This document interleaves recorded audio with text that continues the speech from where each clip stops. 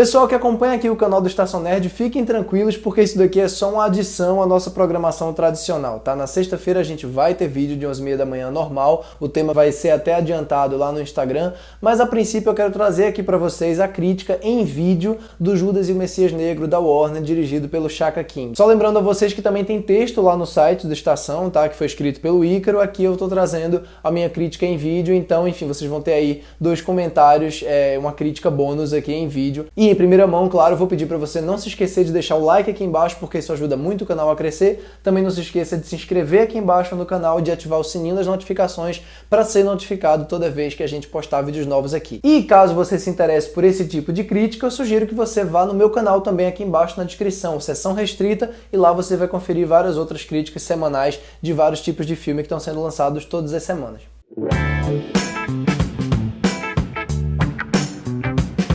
Bom, Judas e o Messias Negro é um filme dirigido e escrito pelo Shaka King, que é um cara que tem uma carreira considerável já como curta-metragista, mas que está fazendo aqui o segundo longa dele, sendo que é o primeiro de grande visibilidade de fato, né? Distribuição da Warner e grande chance de concorrer aí a vários prêmios no Oscar, como eu inclusive até mencionei 2 vídeos atrás ali no vídeo sobre atualizações do Oscar, né? Inclusive deve estar aparecendo um card aí em cima para vocês acessarem esse vídeo. Aqui o Lakeith Stanfield, que é o cara que muita gente conhece pelo Sorry to Bother You, pelo Corra, ou pelo próprio Death Note, interpreta um personagem real do William O'Neill, que é um cara que era um criminoso, ele apresentava um distintivo de mentira para as pessoas e aí depois pegava o carro delas fingindo que estava só aprendendo. Esse cara rapidamente é acolhido pelo Fred Hampton, que à época, com 21 anos só de idade, era o líder, né, dos Panteras Negras. Ele é acolhido pelo Fred Hampton para ser chefe de segurança da sede dos Panteras, né? Ou seja, ele tem acesso total a tudo. E por conta do histórico dele como bandido, né, como criminoso,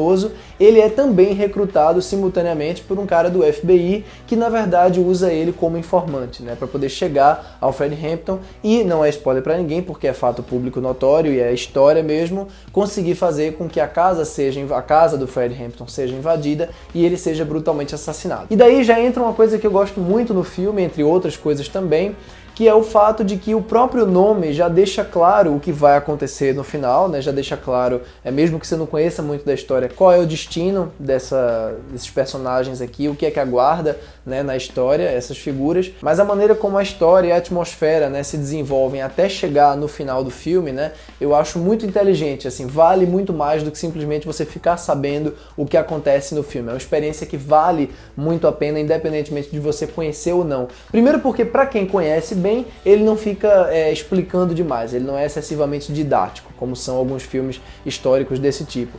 E segundo, para quem não conhece absolutamente nada, ele explica exatamente o que você precisa saber para você ter o mínimo de conexão emocional com a história. E eu vou dizer que eu acho muito difícil de você não se conectar minimamente com os personagens aqui, inclusive com o próprio personagem do Lakeith, por incrível que pareça. Assim, às vezes você tem ódio da figura dele, mas o cara interpreta com tanta humanidade, ele tem tanto peso no olhar, ele tem um senso de culpa tão complexo, né, que inclusive aí vale uma observação, o filme poderia ter explorado um pouco além daquela fachada mais óbvia, né, da dúvida e da inconstância, apesar de ele em si interpretar muito bem, que você embarca totalmente na jornada dele e não fica julgando o tempo inteiro. E se esse tipo de tensão e conexão é sentida quando a gente está falando do personagem do O'Neill, imagina com o personagem do Kaluuya, né? Não só porque ele interpreta o Hampton com muita vivacidade, com muita força, muita energia, com um olhar muito forte, com a voz muito forte, né? Com muito entusiasmo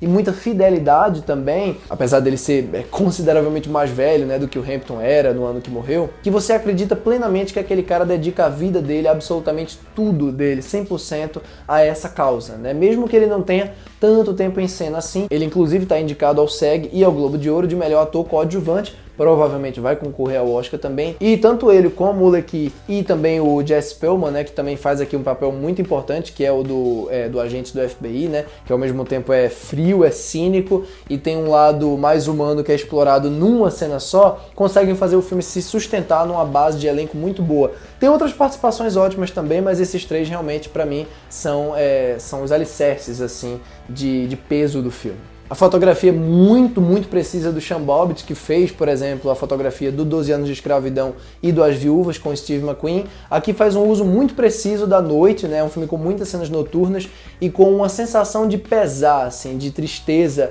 e de tensão que está inserido até nos momentos mais leves e mais contemplativos. Não é um filme de grandes virtuosismos técnicos, pelo menos de um ponto de vista mais demonstrativo, né?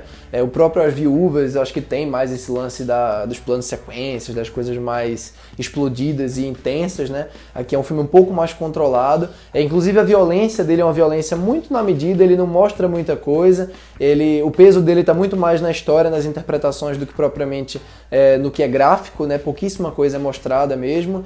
E eu acho que ele encontra o tom certo de acabar, sem entregar muita coisa, embora já fique claro, né? Só de tudo que eu falei até aqui o que vai acontecer.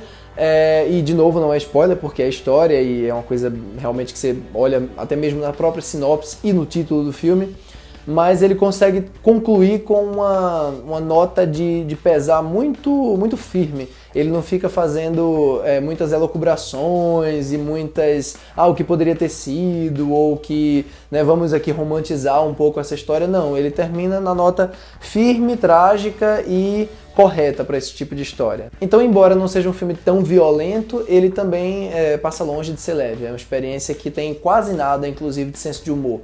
Ele tem uma carga que está, como eu falei, implícita nas pequenas coisas e também nos grandes momentos, até nos momentos de discurso, né? Você tem aquela tensão dos olhares ali, e tudo isso está muito registrado no trabalho do Shaka King com o Sean Bobbitt na direção e na direção de fotografia, no crescendo do roteiro e principalmente nas interpretações. Não é um filme que vai tão fundo em algumas coisas como ele poderia ir, especialmente com relação à dubiedade, à angústia dos personagens. Eu acho que tem coisa que poderia ter ido mais a fundo. Ele fica num equilíbrio muito funcional, eu acho, entre os dois protagonismos, né? Entre o protagonismo do William O'Neill e o protagonismo do Fred Hampton, mas ele ao mesmo tempo encontra um equilíbrio muito adequado, então tem muito pouco o que reclamar aqui. Eu gostei muito. Só lembrando aqui que eu também tenho minha conta lá do Letterboxd, tá? Para quem tiver conta no Letterboxd, ou mesmo para quem não tiver, pode acessar lá meus textos, às vezes pequenos, às vezes maiores, sobre filmes que eu assisto todas as semanas, e todo final do mês eu faço ali minhas atualizações. Então, o link tá aqui embaixo na descrição para vocês conferirem lá. Um abraço para todos e tchau, tchau. Até a próxima.